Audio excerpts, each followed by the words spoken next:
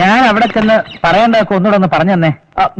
നിങ്ങൾക്ക് ഓർമ്മ അവിടെ പറഞ്ഞാൽ മതി. ഒരു സോഫ്റ്റ്വെയറും ഉണ്ടാക്കാനുള്ള കരാറ് ഞാൻ പറഞ്ഞില്ല. ഞാൻ പറഞ്ഞത് ഡെവലപ്മെന്റ്, മെയിന്റനൻസ്, മാനേജ്മെന്റ്. ഞാൻ പറഞ്ഞിട്ടില്ല. ഇല്ല പുതിയ ഡെവലപ്മെന്റ്, മാനേജ്മെന്റ്, മൂന്ന് തോന്നണേ. ഡെവലപ്മെന്റ് എന്ന് വെച്ചാൽ ക്ലയന്റിന് വേണ്ടി സോഫ്റ്റ്വെയർ ഉണ്ടാക്കുക. CMR ഉപയോഗിക്കുന്ന 4 സോഫ്റ്റ്വെയർ ഏതൊക്കെയാണ്? Power builder, MS office, outlook, Tally. അത്രയും വേണം. വേണം, കുറച്ച് കടുപ്പത്തിരിക്കട്ടെ. സംശയമുണ്ടോ? ഇത് ആശ്ചര്യമായിരിക്കണു അല്ലേ? കാണാനൊരു ലുക്കില്ലെന്നേ ഉള്ളൂ, ഭയങ്കര ബുദ്ധിയാ. ഇത് മെയിൻറ്റെയിൻ ചെയ്യാനാണോ ഒരു കമ്പനിയായിട്ട് 1.25 കോടിയുടെ കരാർ ഡെവലപ്മെന്റ് ആവശ്യം വേണ്ടി വരുന്നതാണ്.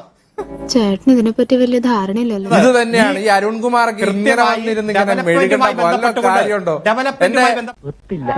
ഒത്തില്ല.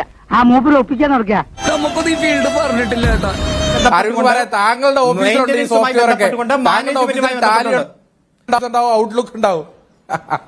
പാർട്ടി പഴയ തീരുമാനങ്ങളിൽ നിന്ന് അല്പസ്വല്പം മാറിയെങ്കിലും വ്യക്തിപരമായി ഞാൻ കമ്പ്യൂട്ടറിനെതിരാണ്.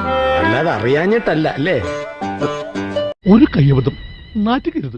IT വകുപ്പിന്റെ പരിശോധന, അവിടെ ഫിസിക്കലായി നടത്തിയ പരിശോധനയിൽ അവിടെ ആകെ 3 സോഫ്റ്റ്വെയർ ആണ്.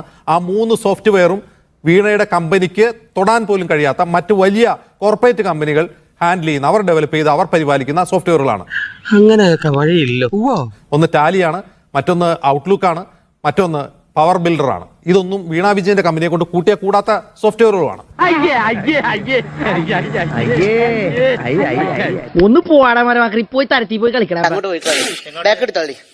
വീട്ടിൽ പോയിക്കോളെ. ശരി, ശ്രദ്ധിച്ച് റോഡും ശ്രദ്ധിച്ച് ക്രോസ് ചെയ്യട്ടാ. എല്ലാം പോണം. ശക്തി കൊണ്ട് തോൽപ്പിക്കാൻ കഴിയില്ല. നമ്മുടെ കയ്യിലാണെങ്കിൽ ബുദ്ധിയും ഇല്ല. ഈ MS ഓഫീസ് ആയാലും ഔട്ട്ലുക്ക് ആയാലും ടാലി ആയാലും ആ 3 സോഫ്റ്റ്വെയർ ആണെങ്കിലും അതിൽ കൃത്യമായി കൺസൾട്ടേഷൻ നടത്താൻ നല്ല ഒരു സോഫ്റ്റ്വെയർ എഞ്ചിനീയറിന് സാധിക്കും. ഇപ്പൊ അവർ തയ്യാറാക്കിയതല്ല, അല്ലെങ്കിൽ അവരുടെ പ്രൊഡക്ഷൻ നടത്തിയതല്ലാത്ത സോഫ്റ്റ്വെയർ ആണെങ്കിൽ പോലും നല്ല ഒരു എക്സ്പെർട്ടിനെ സംബന്ധിച്ചിടത്തോളം അതിൽ മെയിന്റനൻസ് കൊടുക്കാനും എന്തെങ്കിലും സംശയം കൺസൾട്ടേഷന്റെ ഭാഗമായി ഏത് ചോദ്യം വന്നാലും കൊടുക്കാൻ കഴിയും. നീളമുള്ളതുകൊണ്ട് ന്യായീകരണങ്ങളൊക്കെ കൊള്ളാം. പിന്നെ ഇനി ഈ വിഷയത്തിൽ ഞാൻ ഡയലോഗ് പറഞ്ഞ കരഞ്ഞു പോട്ടോ.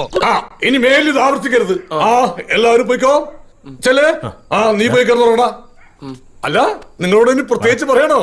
പോ. കെടാ. ഒരു ചുവന്ന സ്വിച്ച് കാണുന്നുണ്ടോ?